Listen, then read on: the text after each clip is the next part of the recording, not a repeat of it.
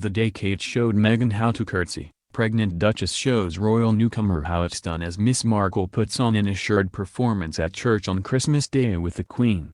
All her red carpet experience had not prepared Meghan Markle for anything like this. And understandably, on her debut alongside the royal family at Sandringham yesterday, there were a few nerves. Miss Markle's smile as she waited for the Queen depart from church, hanging on for dear life to Prince Harry's arm, was more of a rictus grin. Ahead of the curtsy, both the Duke of Cambridge and her fiancé, Prince Harry, gave her words of encouragement, which she listened to with a smile.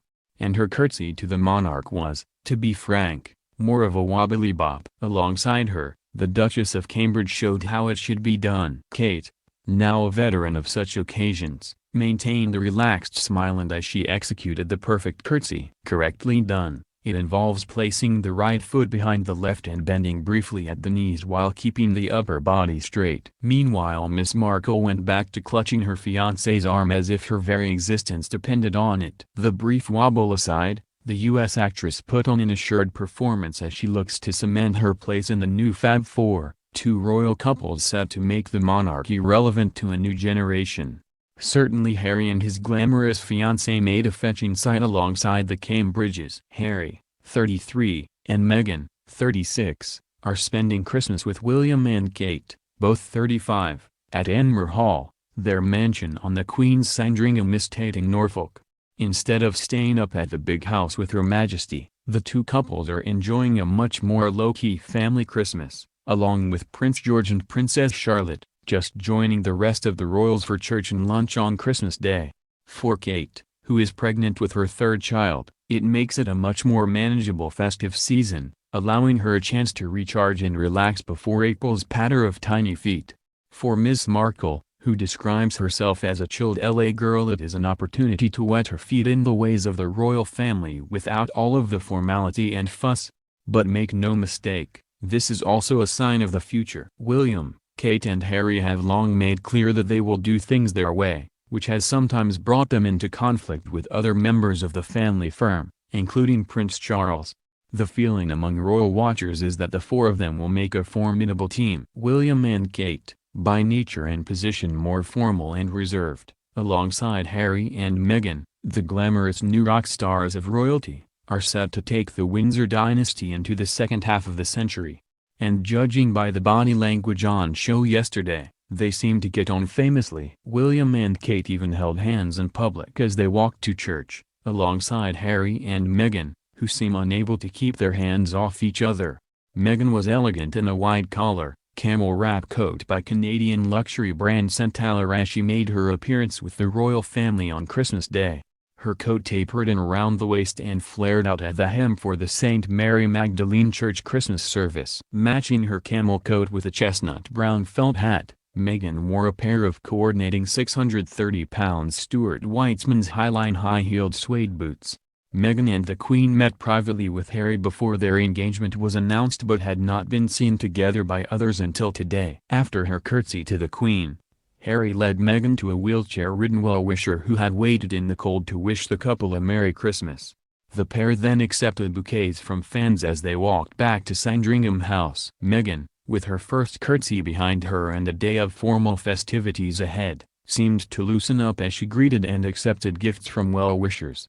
Kate, who is pregnant with her third child and showed off a small baby bump beneath a striking 2,655-pound tartan Miu Miu coat. She completed her look with a 900-pound round handbag in brown leather and caramel suede with a gold-colored handle made by Chloe, while a pair of Maison Burke diamond earrings added a touch of sparkle to Miss Markle's classy ensemble.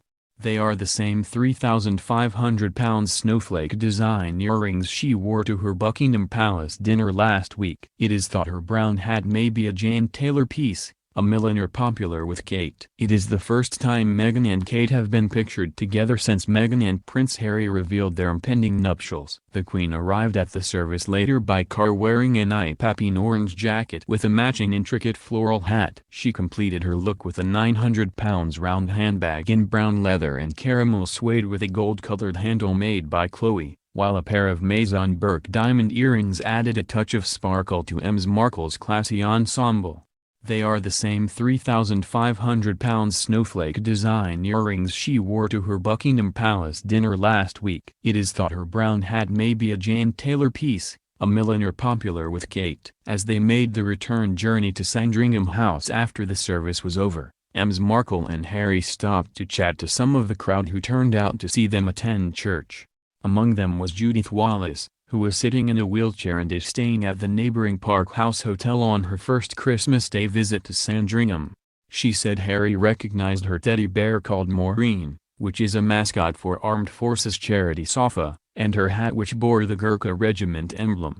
She said Ms. Markle spoke to them too and was very lovely. Tess Gilder, manager of Park House, which describes itself as a unique hotel for disabled people, was with Ms. Wallace. She said of Ms. Markle, "She was just so natural, so lovely." She added, "I think they just wished us a happy Christmas and were interested in whether we had been before." Emily Randall, 31, was first in the queue to get into the area by the church with her boyfriend Jamie Mackay, 42. She said they set out from Chichester in Sussex before 10 p.m. on Christmas Eve and arrived at Sandringham around 2 a.m. She said, "We thought it would be really busy. We looked online. We were the first ones here camping in the dark for 2 hours." She said they had missed the Queen when she visited Chichester, so decided to make the trip to Sandringham. Back at Sandringham House, the royal family traditionally indulge in turkey, reared at Sandringham, before settling down to watch TV including the Queen's Christmas speech.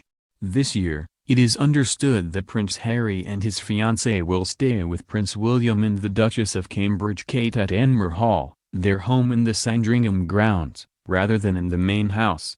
Markle will have to adjust to the royal family's idiosyncratic ways and customs, ingrained in centuries of tradition. The royals exchange gifts on Christmas Eve, in keeping with German practice. Markle is reportedly an animal lover but will have to put up with royals' tradition of going out shooting on Boxing Day. The Queen arrived in a car and joined the group from the house, which also included the Duke of Edinburgh and the Prince of Wales. Hundreds of well-wishers turned out to catch a glimpse of the royal family, with some calling out Merry Christmas as they walked past.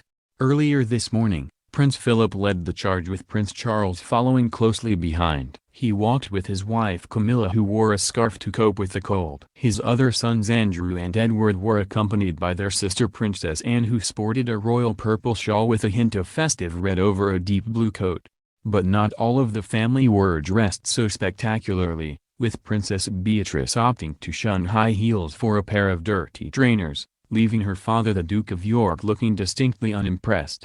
The royal family appeared to be in markedly higher spirits this morning compared to last year when the Queen was forced to miss the service while recovering from a heavy cold. She and the Duke of Edinburgh had delayed their trip to the private Sandringham estate by a day after they both became ill.